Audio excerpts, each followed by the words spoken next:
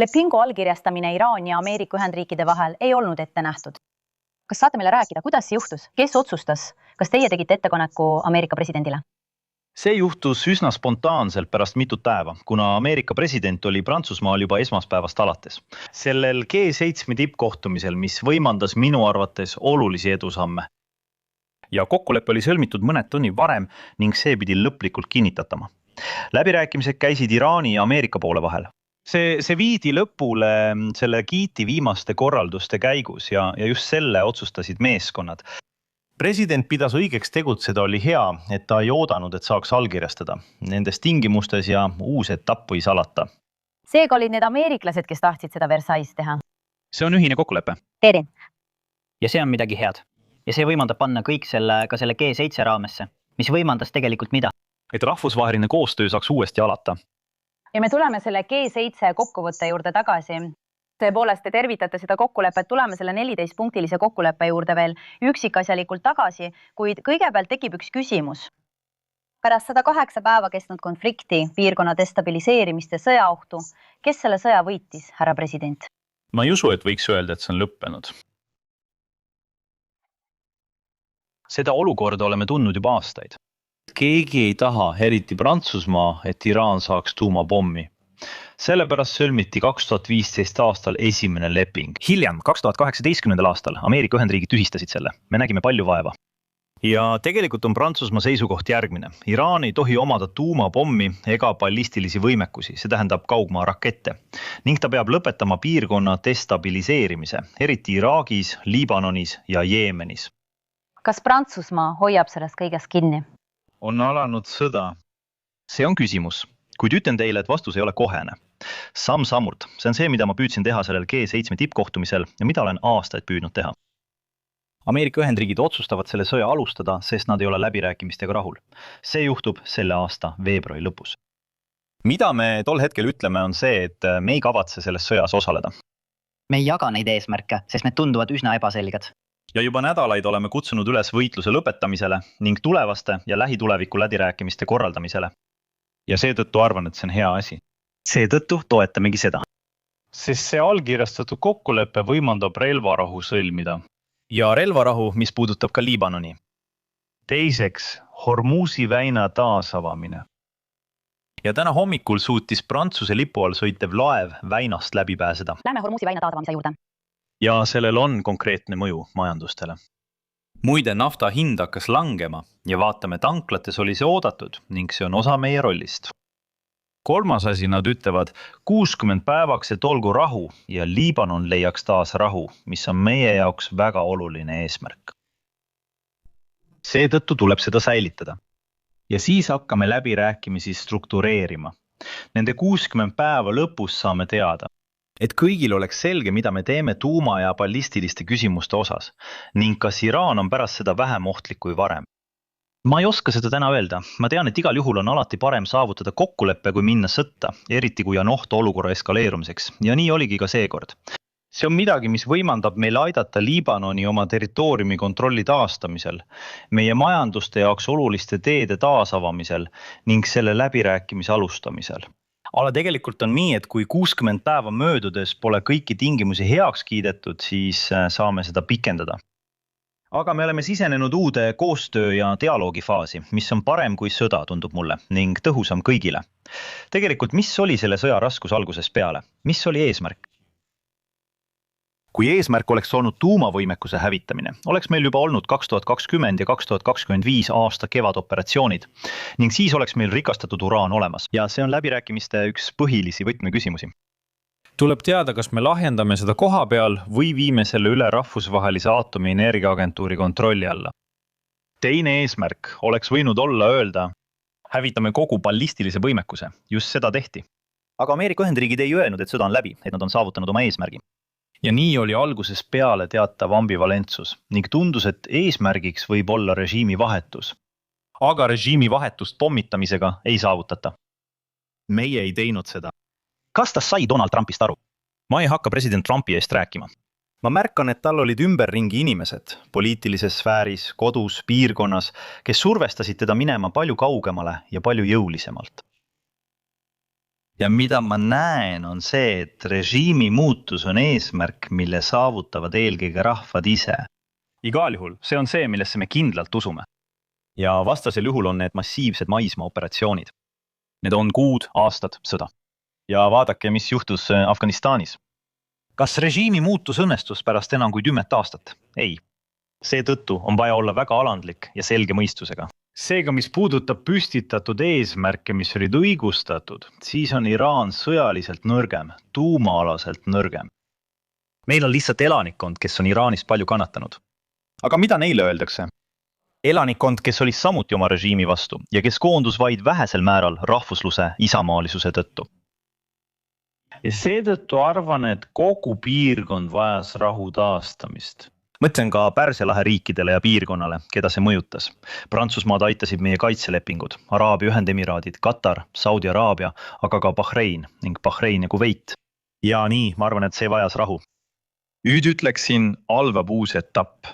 Just selles uues etapis, kas need küsimused, mille te tõstatasite, saab lahendada Iraani ja Ameerika Ühendriikide vahelisel otsekõnelusel? Tuumaküsimus, ballistiliste rakettide küsimus ja isegi mõned selle kokkuleppe punktid, mida ma tahaksin sinuga arutada. Kui me saime teada, et selle kokkuleppe kohaselt saab Iraan sanktsioonide tühistamise, külmutatud vahendite vabastamise ja $300 miljardi suuruse taastamisfondi vastutasuks Iraani ebamääraste lubaduste eest nende punktide osas, siis ma arvan, et me ei peaks kõik endaga kaasa võtma. Jah, on mõned esialgsed asjad, mis juhtuvad, mida ma mainisin. Ja muide, me oleme valmis aitama. Ja koos brittidega viisime selle rahvusvahelise missiooni ellu. Nii et me saame seal olla, me saame väga kiiresti 20–24 tunni jooksul oma hävitajad kohale saata. Praegu soovivad nad kokkuleppe tingimuste kohaselt ise juhtida ja see toimubki. Aga ees seisab palju tööd. Me saame saata oma miinitõrjujad, oma lennukikandja koos seda ümbritsevate fregattidega. Samuti aitame tehniliselt taas avada, sest meil on kogemusi selle väina, La Manche'i väina haldamisel. Nii et see on esimene element. Teiseks, mis puudutab ülejäänud läbirääkimisi, siis tasub märkida, et meie seisukoht oli öelda, et see polnud hea mõte. Seetõttu me ei liitunud selle sõjaga. Nüüd nädal tagasi, kus me olime, käimas oli pidev sõda, toimusid pommitamised, võimalik eskalatsioon ja pole kohta. Või siis me ei lähe samadesse kohtadesse, kus Prantsusmaal ei öelda, tee midagi bensiini hinna pärast. Tee midagi meie majanduse heaks. Vaatame maailma prognoose, kus nägime, et see väheneb. Mida on vaja teha? Kuhu me paneme rõhu? Loomulikult, et teha rahu. Ma ei hakka selle sõja õigustusi uuesti läbi võtma. Kui ma neid jagaksin, liituksin Prantsusmaa pingutustega. Ma ütlen vaid, et praegu on meil põhjust end õnnitleda, sest see on nii piirkonna kui ka Prantsusmaa huvides. Võiksin öelda ka Prantsusmaa presidendina, et on teatud asju, mis on meie jaoks vastuvõetamatud. Asju tuleb teha metoodiliselt. See tähendab, et kui on sõda ja kui on täiesti võimalik konflikt lõpetada, siis ütleme jah. Seejärel algab uus etapp. Mis on oluline öelda? Aga ei, me ütleme seda, mis on meie jaoks oluline. Meie jaoks ei ole see jah ja elu puudub, muidu me ei liigu edasi. Vastasel juhul juhtub ajalugu. Ja see ongi tegelikult kõik, mida see G7 näitas Ukraina ja piirkonna kohta. Mida me siis ütleme? Meie jaoks on oluline, et väin jääks püsivalt avatuks. Seda me pakume koos brittidega, see on meie missioon. Teiseks ütleme, Liibanon on oluline ja me oleme pühendunud. Ja nii, täna pärastlõunal kohtusin Liibanoni peaministriga. Ta oli minu kõrval. Ta tuleb mõne päeva pärast tagasi. Mida me peaksime tegema? Seda me pakkusime president Trumpile, see on midagi, mille kallal töötame koos mitme piirkonna riigiga. Me mobiliseerime rahvusvahelise kogukonna, et aidata Liibanoni armeel oma territooriumi kontrolli alla saada. Teine asi selles kokkuleppes ütleme, relvarahu Liibanonis kehtib Hezbollah'le, Iraanile ja Iisraelile. Kes seda punkti ei austa? Viimastel päevadel on asjad palju paremaks läinud. Seega mõned tagasilöögid küll toimuvad, kuid need pole võrreldavad sellega, mida varem kogesime. Seetõttu tuleb survet avaldada kõigile. Surve Iraanile, Ameerika Ühendriikide surve Iisraelile. Ja selle kokkuleppe tingimuste kohaselt on ette nähtud Iisraeli vägede väljaviimine. Ja seetõttu peame me üles ehitama. Prantsusmaa mängis 2 aastat tagasi, kui Lõuna-Liibanoni oli juba tungitud, olulist rolli ja me koordineerisime seda. siin teeme koostööd Ameerika Ühendriikide, Liibanoni ja Iisraeliga, et territooriumi tagasi võtta ning anda Hezbollah relvad üle Liibanoni relvajõududele. aga mida me peame selleks tegema? Kuulake mind.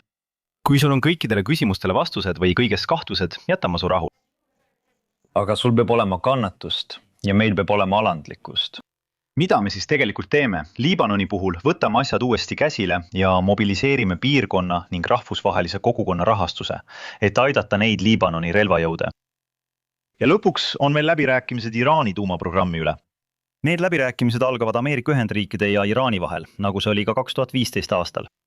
Siiski, et see kõik lõpule viia, on Saksamaa, Ühendkuningriik ja Prantsusmaa hädavajalikud, sest just meie saame tühistada rahvusvahelised sanktsioonid, mis on otsustatud ÜRO raames.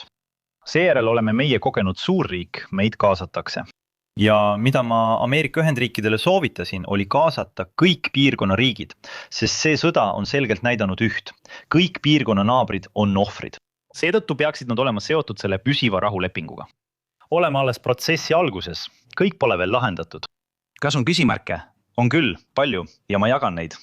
Aga mis on minu roll? Tegutseda, pakkuda lahendusi. Olla juhtpositsioonil. Tahaksin lihtsalt teha ühe märkuse Benjamin Netanyahu suhtumise kohta, kes ütleb juba selgelt, et soovib oma vägesid koha peal hoida. Donald Trump, kellel on loomulikult head suhted Iisraeli peaministri Benjamin Netanyahuga, helistas talle täna pärastlõunal ja palus tal olla ratsionaalne. Kas see on ka see sõna, mida teie kasutate? Ma ütleksin, et ta peaks näitama üles vastutustunnet ja ratsionaalsust. Üldiselt arvan, et täna peaminister Netanyahul puudub poliitika. Ta saavutas reaalseid julgeoleku tulemusi, kaitses oma riiki eest. Ma ei olnud temaga nõus selles, mida ta Gazas juba väga varakult tegi, sest minu arvates ei võidelnud ta ainult terrorirühmituse vastu, mis oli õigustatud pärast 2023 aasta 7. oktoobri rünnakut, vaid tabas ka tsiviilelanikkonda põhjendamatult. Aga poliitika, mida Gazas jätkuvalt aetakse, poliitika, mida läänekaldal viiakse läbi uute jätkuvate asunduste ning täiesti lubamatute tegudega, ja poliitika, mida viiakse läbi Lõuna-Liibanonis pikaajaliselt, on vastuolus Iisraeli huvidega, sest see õhutab kogu piirkonna elanike pahameelt ja vägivalda. Ja seetõttu ei saa see täna juhtuda üleöö. Ma ei alahinda, et Hezbollah on Iisraelil ohtlik, see on tõsi. Ja just sellepärast peamegi selles kokkuleppes lõpule viima selle, kuidas Liibanon taastab kontrolli. Võtab relvad üle kontrolli ja kõige tähtsam, tagame Iisraeli julgeoleku.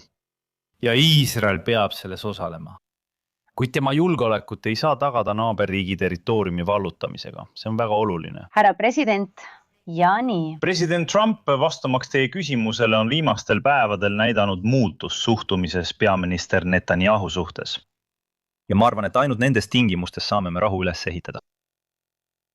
Veel üks sõna Hormusi väina kohta, sest seal on täna veel palju kaalul. Milline garantii teil on, et Hormusi väin ei privatiseerita ega blokeerita iraanlaste poolt nende läbirääkimiste lõpus, nende 60 päeva jooksul, kui nad juba ütlevad, et hakkavad teenustasusid kehtestama ja omamoodi teemaksu nõudma? Esiteks, me ei saanud garantiid, sest see ei ole kokkulepe, milles Prantsusmaa osaleb. Me surusime peale, et see juhtuks ja teoks saaks. Ma helistasin kõigil neil kuudel nii president Trumpile kui ka president Pesachkinile eesmärgiga see konflikt lõpetada ja istuda laua taha, et arutada ja pidada tulemuslikke läbirääkimisi. Aga täna ei olnud meie need, kes selle lepingu allkirjastasid. See näeb ette tingimusteta taasavamist 60 päevaks. See, mida me täna hommikul nägime, liigub õiges suunas. Kontrollime seda. Seejärel on see minu silmis arutelu teema. President Trump ütles mulle eile, leping on väga selge, see avatakse uuesti ilma tariifideta ja nii edasi.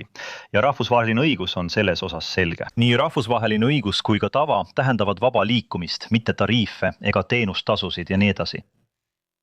Ja see kehtib nii La Manche'i väinast kuni Malacca väinani, läbides Bab el-Mandebi. Oluline on, et seda austataks. Kas see tähendab kütusehindade normaliseerumist prantslaste jaoks, kes seda näevad? Kuulake, ma olen ettevaatlik. Ma ütlen teile, mida me saame teha ja miks.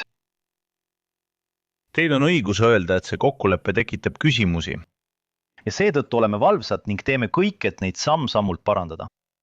Kuid selle kokkuleppe allkirjastamine langetas kohe hindu. Need olid tõusnud, hinnad tulid tagasi. See oleks pidanud olema umbes $81 barreli kohta, nagu see oli hiljuti või veidi vähem. Ja seetõttu hakkasid mõned tanklahinnad langema, need langevad veelgi. Ja nüüd on vaja, et see stabiliseeruks. Kui me stabiliseerime, siis hinnad langevad. Ja siis taastame tootmisvõimsused. Ja samal ajal, ja see oli samuti selle G7 otsus, peame õppima toimunust. Me ei saa kõik sõltuda sellest väinast. Ja siis otsustasime ühiselt rahastada kõiki alternatiivseid marsruute. See tähendab, et nafta ja gaas saaksid väljuda Hormuzi teisest otsast Araabia Ühendemiraatide territooriumilt läbi Fujairah. Et need saaksid väljuda ka gaasitorude kaudu ja naftatoruud Saudi Araabia kaudu ning seejärel Egiptuse kaudu Euroopasse. Et need saaksid väljuda ka Iraagi, Süüria ja Liibanoni kaudu, et jõuda Vahemere äärde. Ehk siis mitmekesistada meie energiarajatisi, et sõltuda vähem sellest Hormuzi väinast ja selle läbipääsust turvalisuse tagamiseks. Sest vastasel juhul anname survevahendi ja see on midagi, mille iraanlased avastasid selgelt sõja ajal. Ja oli surve, eriti majanduses. Kasvuprognoosid langesid ja inflatsioon tõusis. Milline on selle sõja hind Prantsuse majandusele? Teadlastega vesteldes on veel liiga vara öelda. Isegi kui prognoose on allapoole korrigeeritud, on samal ajal viimase 2 aasta prognoose ja tegelikke tulemusi meie majanduse jaoks ülespoole korrigeeritud. See on hea uudis. Kui suudame siin olukorra stabiliseerida, vaadatakse prognoosid, mida mõni päev tagasi nägime, uuesti ülespoole üle. Need põhinesid naftabarreli hinnal, mis teiseks poolaastaks oli üle $100. Seega ma ei taha inimesi numbritega koormata, aga on veel vara midagi kindlat öelda.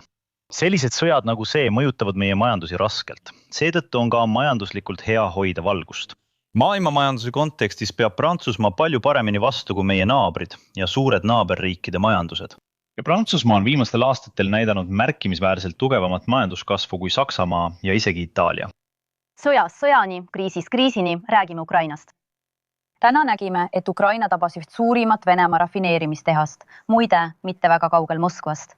Kas Ukraina võidab seda sõda? Kuulake, Ukraina peab vastu vaprusega, uuendusvõime ja sõjatööstuse tootmisvõimega, mis on üllatanud kõiki vaatlejaid juba esimesest päevast peale. Ja seetõttu peab ta väga hästi vastu palju paremini, kui algselt arvati. Juba üle 4,5 aasta on kahjuks iga 3 kuu tagant spetsialistid öelnud, et nad varisevad kokku, ei pea talve vastu ja nii edasi. Nad mitte ainult ei elanud üle kõige raskemat talve, mida nad kunagi kogenud on, vaid võitsid ka osa territooriumist tagasi.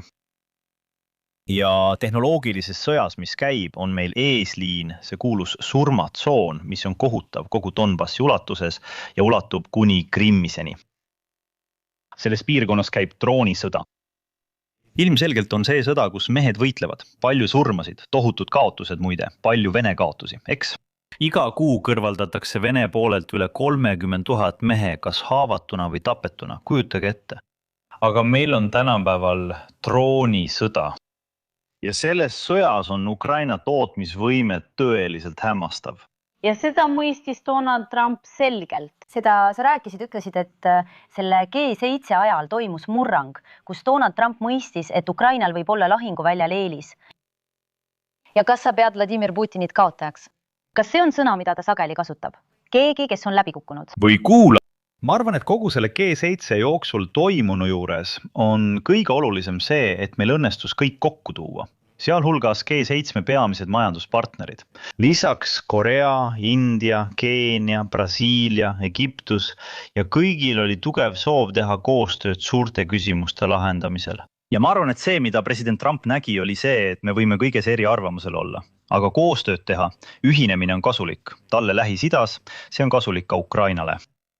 Mida ta näeb, on see, et tegelikult kui ta saabus, arvas ta, et Ukraina kaotab. Sellepärast tahtis ta kiiret rahu.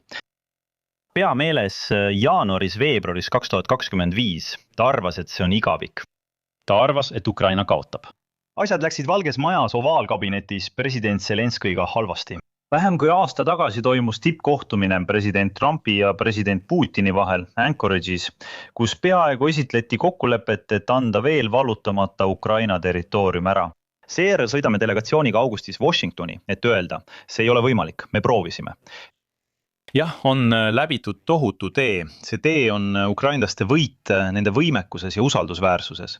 President Trump nägi, et kõik, mida talle räägiti, oli vale, et nad pidid kokku varisema, et nad ei ela talve üle. Tema ees olid vaprad ja uuenduslikud inimesed, keda ta austas. Teiseks nägi ta, kuidas eurooplased võtsid vastutuse. See, mida me viimastel kuudel tegime, selle relvastatud vabatahtlike koalitsiooni loomine, kes osalevad 14. juuli paraadil. Need on eurooplased koos mõne Kanada, Jaapani ja Austraalia liitlasega, kes koos Ukrainaga ütlevad, me hakkame neid julgeolekugarantiisid pärast rahu üles ehitama. See ei ole koorem. Ja Ameerika Ühendriigid ütlevad, et nad on seal, et seda tagada. Ja kolmas asi on see, et ta nägi ka, et Venemaa ei täitnud oma kohustusi. Ja seal, kus Venemaa ütles, jah, ma tahan rahu, ta mõistis, et see nende rahu tähendas Ukraina kapituleerumist. Ja ta mõistis. Nii et jah, G7 tippkohtumisel toimus tõeline muutus, mida tuleks tervitada kui edasiminekut. Aga kas keegi läheks nii kaugele, et Donald Trump võiks mingil hetkel avaldada survet Vladimir Putinile? Kas sa arvad, et asi on nii kaugele jõudnud? Kuula, et Venemaa. Ma arvan, et üks tavajärgedest sellest, mis toimub Lähis-Idas ja Kesk-Idas, on hindade langus. Teine tagajärg on see, et mahud vabanevad, võimaldades taas avaldada survet sellele, mis tuleb Venemaalt, millele Ameerika Ühendriigid tegid sõjas erandi. Ja ma olen veendunud, et president Trump suurendab pühendumust, et aidata ühiselt Ukrainat selles sõjapingutuses. Nii enda kaitsmiseks ja oma maa kaitsmiseks kui ka Venemaa heidutamiseks oluliste luureandmetega, aga samuti Venemaa ja tema majanduse surve alla panemiseks ning läbirääkimiste laua juurde tagasi toomiseks. Mitte taotleja positsioonis, mitte aktsepteerides rahutingimusi, mis oleksid alistumine, vaid võimaldades ehitada püsivat ja jätkusuutlikku rahu. Mõlema poole jaoks vastuvõetava territoriaalse kokkuleppega, mille otsustavad ainult need kaks poolt ning millele on lisatud julgeolekugarantiid. Selles osas on see tõeline ja märkimisväärne edasiminek. Ja milline oli arutelu kvaliteet president Zelenski ja president Trumpi vahel? Ja esimest korda pärast tema valimist eurooplaste, Kanada, Jaapani ja Ameerika Ühendriikide vahel leitud ühtsus ja konsensus, see on viimastel päevadel oluline edasiminek. Lihtsalt lühidalt, kas teie, eurooplased, Prantsusmaa, olete võtnud initsiatiivi selle vajaliku dialoogi julgustamiseks? Te räägite mulle, mida te sellest arvate Vladimir Putini ja Volodõmõr Zelenski vahel? Me survestame teda pidevalt, kuid pean tõdema, et praegu lükkab Venemaa selle tagasi. Seega jätkame selle edendamist. Ma arvan, et oluline on praegu see, et Venemaa tõesti tõsiselt ja konstruktiivselt seda dialoogi taotleks. Aga president Zelenski ütles president Trumpile ja mulle, ma olen valmis, et president Putin tuleks lähedale, näiteks Genfis ÜRO raames, ja kui me oleme Evianis, siis saaksime teda külastada. Nii et võimalust ei kasutatud ära, eks nagu rahvasuus öeldakse. President Putin ei soovinud seda, ma arvan, et see dialoog on olulisem kui kunagi varem. Ma näen, et Venemaa ei ole täna valmis, kuid ma näen ka, et Ameerika Ühendriigid on selles loogikas meiega kaasas.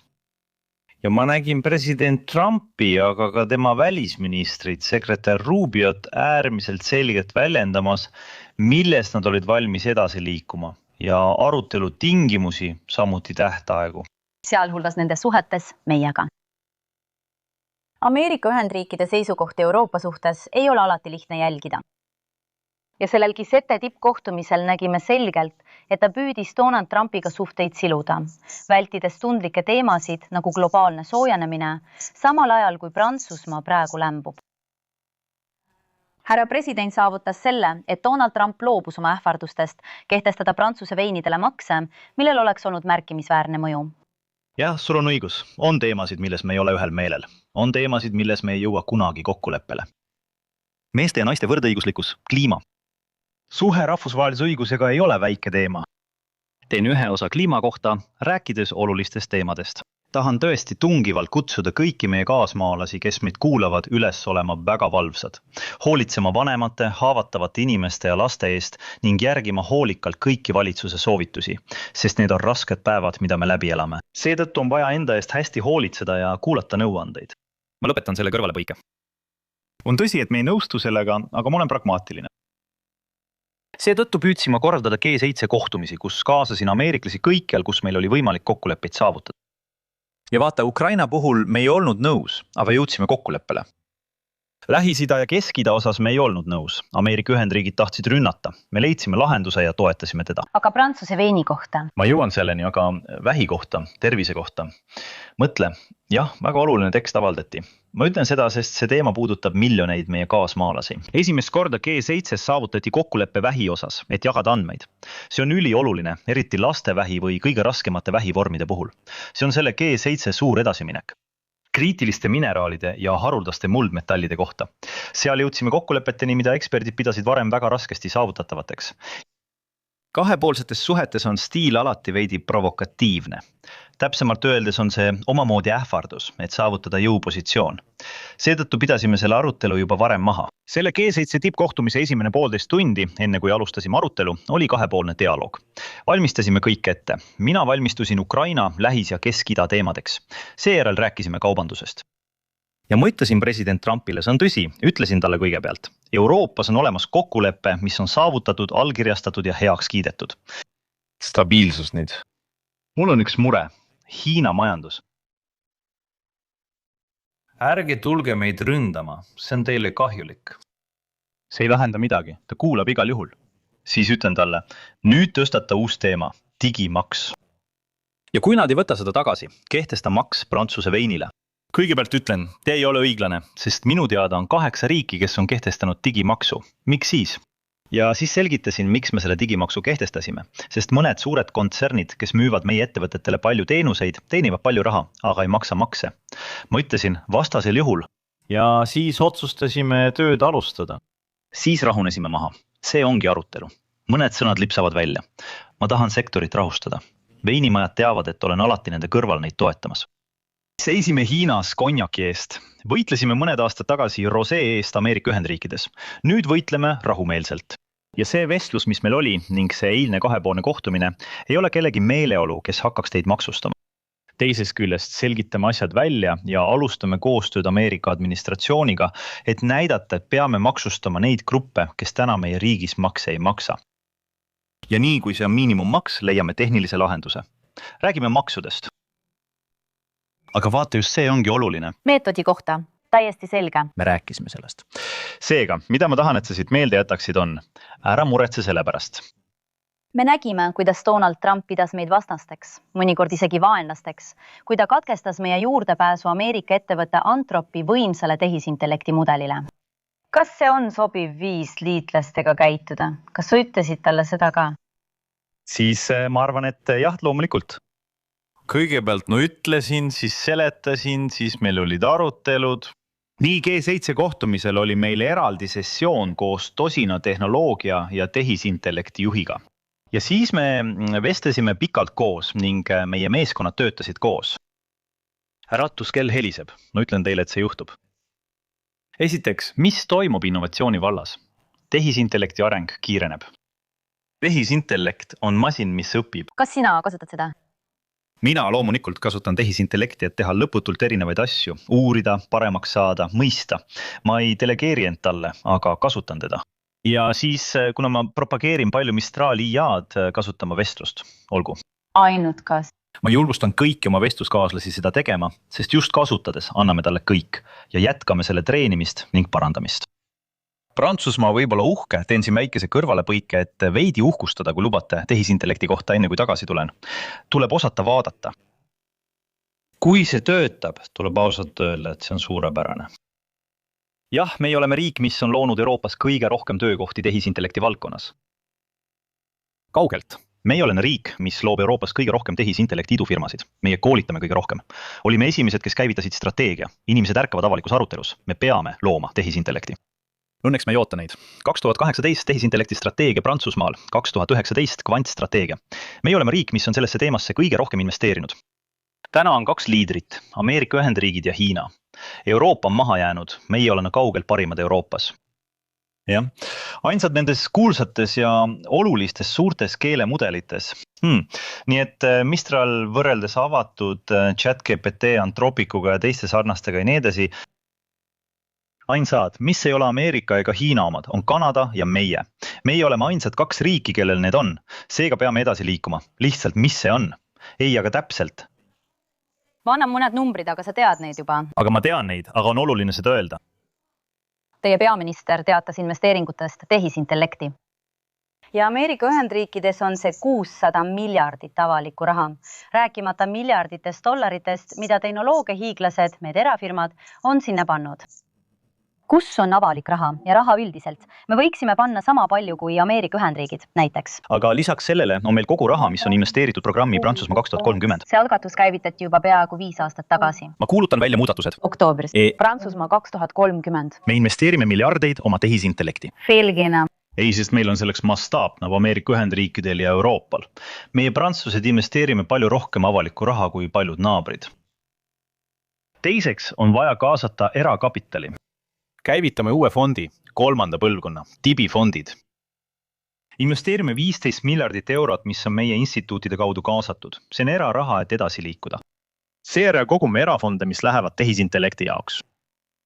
Aga meie Euroopa peab rohkem investeerima. Seepärast kavatsen ma ka Euroopa tasandil võidelda selle eest, et meil oleks palju suurem eelarve ja rohkem avalikku raha. täna ei investeeri Euroopa tehisintellekti piisavalt. meie, prantslased, tarbime rohkem kui naabrid. meie, eurooplased, ei tarbi piisavalt. Kas sa räägid sakslastega? Muidugi, aga mõned kuud tagasi olin Berliinis digitaalsel tippkohtumisel selleks ja sel aastal on Ivatekil aukülaliseks Saksamaa. Ja seetõttu arvan, et me suudame neid selles küsimuses veenda ja meil õnnestub see. Aga me oleme veel võitluses. Prantsusmaa on Euroopa esirinnas. Me oleme Euroopa meistrid. Nüüd tahan olla maailma tasemel konkurentsis, kui kasutada jalgpalli metafori. Seega peame jätkuvalt investeerima. Ja ma tahan, et meie kaasmaalased mõistaksid, miks. Vaja on investeerida erakapitali, sest see raha võimaldab ehitada ja osta andmekeskusi ning seeläbi osta töötlemisvõimsust ja veelgi enam. Ja need arvutusvõimsused võimaldavad teie mudelitel olla töökorras. Täna, kui Anthropic loob oma mudelid Mythos 5 või Fables 5, mis mõlemad on keelatud, on nad treeninud arvutusvõimsustega, mis on 15 korda suuremad kui need, mida meie suudame kasutada. Ja meie kasutame palju rohkem ressursse kui meie naabrid. Seetõttu peame jätkama oma strateegia elluviimist, milleks on investeerimine andmekeskustesse. Ja siin on Prantsusmaa väga eesrindlik. Meil on õnne, et meil on olemas tuumaenergia, mis on kättesaadav ja odav. Seega, andmekeskused, talendid, meie ökosüsteemi kaitsmine nagu Mistral, Alan, kõik meie suurepärased ettevõtted, selle kiirendamine ning palju tugevam Euroopa strateegia ja rohkem investeeringuid. Seega see on esimene lahing, et vastata sellele, mis on tehtud. Nüüd tulen tagasi teie küsimuse juurde. Ameeriklaste jaoks on oluline see, mis täpselt nädal tagasi juhtus. See oli esimene äratus. Siiani ütles Ameerika administratsioon, et tehisintellekti ei reguleerita. Nüüd saavad nad aru, et see on ohtlik. Mul on hea meel. 2 aastat tagasi, kui meil oli tehisintellekti tippkohtumine, ütlesid kõik meile, et ärge reguleerige. Oli vähe reaktsiooni. Siis ütlesime neile, kui see on ohtlik, jagage seda usaldusväärsete partneritega. Ja oma liiklastega. Ja nii näete, et lähiajal leiame kokkuleppeid, et neid mudeleid jagataks valitsusasutustega, kes tegelevad turvalisuse ja küberjulgeolekuga, sest see on küberjulgeoleku küsimus meie haiglatele, pankadele ja nii edasi. Ja hiljem avavad nad selle uuesti kaubanduslikuks kasutamiseks. Lahendame selle küsimuse lähiajal ja nädalate jooksul. Nii et paneme raha erasektorisse, sest meil ei ole palju avalikku raha. Kasutada nende hoobade jõudu. Pane mõlemad. Hoobade jõud on Versailles. See on siin. Aga see on ka SKP. See on oluline mõõdik. Kui me näeme, et Prantsusmaa majanduskasv on peatunud, töötus kasvab taas ja Prantsusmaa võlg on 3 miljardit 500 miljardit. Kas te arvate, et Prantsusmaa on täna võimsam kui siis, kui te võimule tulite? Ma arvan, et Prantsusmaa ja Euroopa elavad praegu läbi iseseisvuse murdepunkti, kuid ma arvan, et Prantsusmaal on täna tugevamad armeed. Nõus. Te räägite võimust. Prantsusmaal on tugevam ja selgem diplomaatia. See tippkohtumine on selle illustratsioon. Prantsusmaal on kindlam majanduskasv kui Saksamaal või Itaalial. Ja seetõttu on Prantsusmaa viimase 10 aasta jooksul kasvanud rohkem kui Saksamaa, kasvanud rohkem kui Itaalia, mida ei olnud eelnenud 15 aasta jooksul Prantsuse-Saksa partnerluses juhtunud. Prantsusmaa on viimased 7 aastat taasindustrialiseerunud. Isegi rasketel aegadel loome rohkem ettevõtteid kui kaotame, rohkem tööstuslikke töökohti. Prantsusmaa on Euroopa liider tehisintellekti valdkonnas. Prantsusmaa on Euroopa energialiider. Ja 10 aastat tagasi võtsime üle riigi, mis kavatses oma tuumajaamad sulgeda, mis enam tuumaenergeetikasse ei investeerinud ja me muutsime selle olukorra täielikult. Ekspordime aastas 90 teravatt-tundi. See ongi see, mis võimaldab meil olla head. Meil on üks raskus, meie avalik rahandus. võti meie avaliku rahanduse jaoks on osata jätkuvalt vastutust võtta. Tahtsin edasi liikuda, kuid ma ei saanud pensionite küsimuses kogu toetust.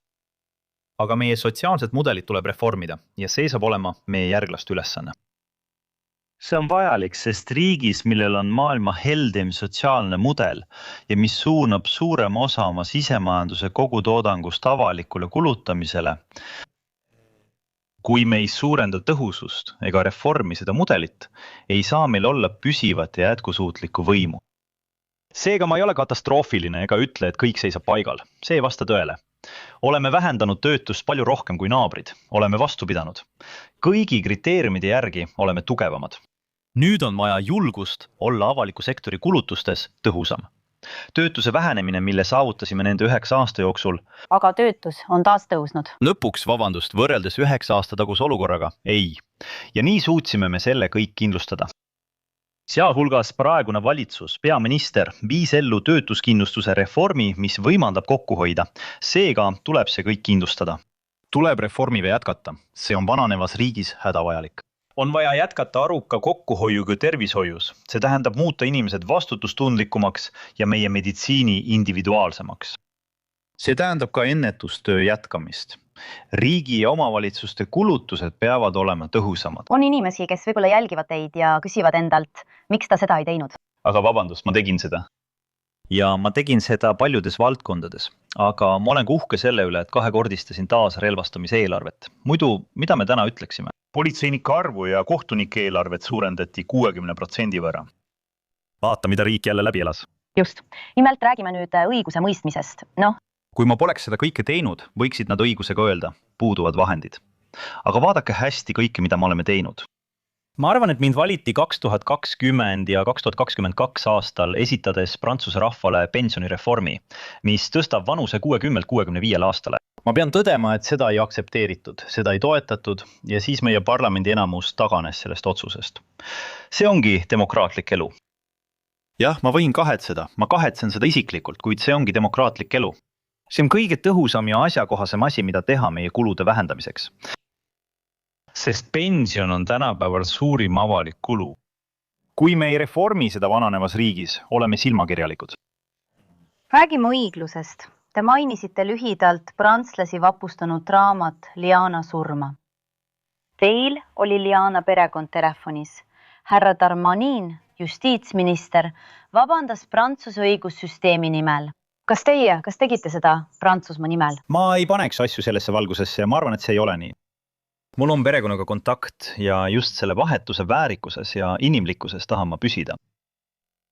Ja siis meie riigi jaoks ütlen lihtsalt, et valitsus, just tema peab näitama, mida ta kavatseb teha.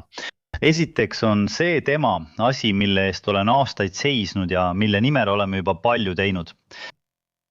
Toimub sügav muutus. Aga me olime peaaegu kohal. Aga ilmselgelt olid seal probleemid. Ma olen esimesest päevast peale öelnud, kõike ei tehtud õigesti. Nüüd on tellitud kontroll, mille tulemused esitatakse 22. juunil. Mina ei hakka ette rutates kedagi süüdistama ega kellegi peale näpuga näitama. Ma ei ole siin selleks, et väljendada oma tundeid. Ma väljendan neid otse nendele peredele, kes neid traagilisi sündmusi läbi elavad. Mida ma tean on see, et me pole kunagi olnud tegevusetud. Ja tuleb ka arvestada, et me nõuame oma jõududelt üha rohkem. Ja et oli peidetud manner. Sõnavabadus anti. Chivisi, mul on väga hea meel, et selle lõin ja see vabastas palju asju. Ja ma tahaksin lihtsalt meenutada, et kui mind valiti, siis meie vanglates, kus oli vähem kinnipeetavaid kui täna, oli 7 vangis soolise ja seksuaalse vägivalla eest. Täna on see 3 korda rohkem. See tähendab, et jah, veel on lahendamata juhtumeid, kuid on palju inimesi, kes on arreteeritud, kinnipeetud ja kes varem olid täiesti vaikitud lood. Sest alates 2018. aastast muutsime tähtaega ja seetõttu on viimastel aastatel tehtud pidevat tööd. Jah, meie ühiskonnad elavad vägivallas koos vastuvõetamatute olukordadega. Ja kui me tõstame selle kaane viimastel aastatel kogetud olukordadelt, tunneme kõik viha selle üle, mida võib teha, sest lapsele haiget tegemine on kõige hullem asi. Ja, me ütleme alati, see on võimatu, et me ei märganud, me ei harju sellega kunagi. Aga tegelikult tahame öelda seda, ärme kunagi harju sellega, olgem alati nördinud. Aga see nördimus ei tohiks tähendada abitust ega kättemaksu. sa ütlesid, et vägivallale ei vastata vägivallaga. Ei. aga see peaks meid siiski lubama. Ma rääkisin poliitilistest jõududest.